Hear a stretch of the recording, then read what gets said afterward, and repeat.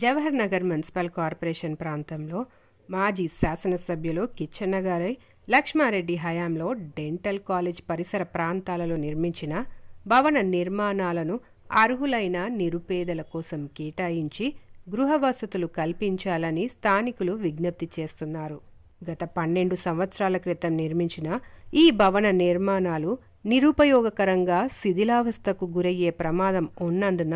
గతంలో కాంగ్రెస్ పార్టీ హయాంలో నిర్మించిన ఈ భవన నిర్మాణాల విషయాన్ని మేడ్చల్ నియోజకవర్గ కాంగ్రెస్ పెద్దలు, మేడ్చల్ శాసనసభ్యులు ముఖ్యమంత్రి దృష్టికి తీసుకువెళ్లి ఆ భవన నిర్మాణాలు నిరాశ్రయులైన నిరుపేదలకు నివాస స్థలాలుగా వినియోగపడేందుకు కృషి చేయాలని పలువురు విన్నవించుకుంటున్నారు.